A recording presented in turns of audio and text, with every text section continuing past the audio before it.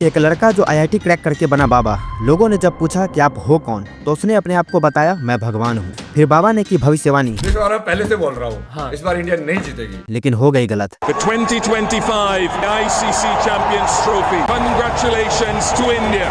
अरे बाबा जी, अगर आप भगवान हो तो आपकी भविष्यवाणी गलत कैसी हो गई? पता थोड़ी है, मैंने बोले थे ऐसे ही, मैं कुछ भी फेंकता रहता हूँ। सीरियस क्यों ले रहे हो तुम इतना? अभी तक तो मैंने अपनी गर्लफ्रेंड को सीरियस नहीं लिया, तो आपको कैसे लूंगा? अगर इस बाबा की भविष्यवाणी गलती से भी सही हो जाती तो लोग अभी तक इस गंजेड़ी को अपने सर पे बैठा के घुमा रहे होते। बात तो सही है। इसी वजह से अभी पूरी दुनिया इस बाबा की गांड में उंगली करने में लगी पड़ी है और मीडिया तो हाथ धो के इसके गांड में ही घुसी पड़ी है।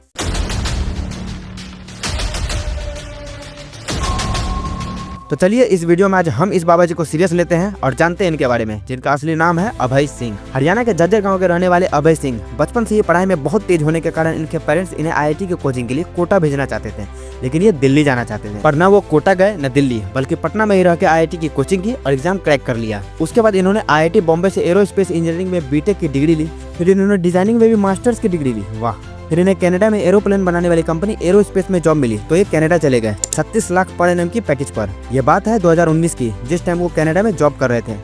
एक साल जॉब करने के बाद 2020 में लॉकडाउन लग गया, तो ये वहाँ घरों में कैद हो गए। अब इनके पास कोई काम तो था नहीं, तो इसी दौरान इन्हें अपनी लाइफ और स्पिरिचुअलिटी के बारे में सोचने का मौका मिला और उसी वक्त इन्होंने अपनी जॉब छोड़ दी। फिर लॉकडाउन खत्म होते ही ये इंडिया वापस आ गए। इंडिया आने के बाद इन्होंने फोटोग्राफी की। हरिद्वार से लेकर केरल, उज्जैन से लेकर महाकुंभ तक कई सारी जगह घूमने गए और इसी दौरान इन्होंने बाबा बनने का निर्णय लिया। फिर बाबा बनने के बाद इन्होंने अपने कई इंटरव्यू में बताया कि इनके पेरेंट्स हमेशा लड़ते झगड़ते रहते थे और इसी वजह से इनका भी शादी पर से भरोसा उड़ गया था। फिर बाबा ने यह भी बताया कि उनके पेरेंट्स हमेशा झूठे सान में लगे रहते थे। उनके पिता जितना पैसा अभय की पढ़ाई में खर्च नहीं किए, बल्कि उससे कई गुना ज्यादा उन्होंने अपनी राजनीति में लगाई। उसका आईआईटी पास आउट होने के बावजूद उनकी माँ चाहती थी कि वो यूपीएससी भी क्लियर करे, लेकिन वो नहीं चाहते थे। ये बात उन्होंने अपनी माँ को भी बताई कि मैं नहीं चाहता हूँ यूपीएससी क्लियर करना, कलेक्टर बनना। लेकिन उनकी माँ ने कहा तुम यूपीएससी ज्वाइन मत करना, तुम सिर्फ क्लियर कर लो। उनकी माँ को बस सोसाइटी में दिखाना था कि मेरे लड़के ने यूपीएससी क्लियर कर लिया है।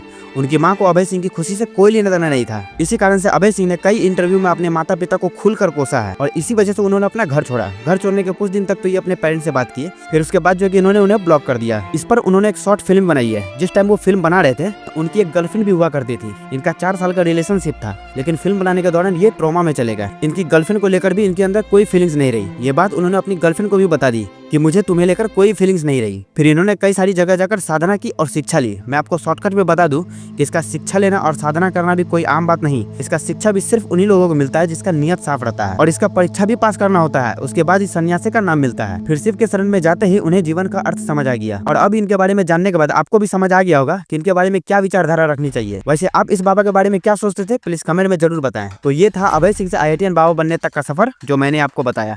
तो उम्मीद करता हूँ कि आज का ये वीडियो आप लोगों को पसंद आया होगा। पसंद आया तो लाइक करें, सब्सक्राइब करें। मिलते हैं अगले वीडियो में, तब तक के लिए जय हिंद, जय भारत।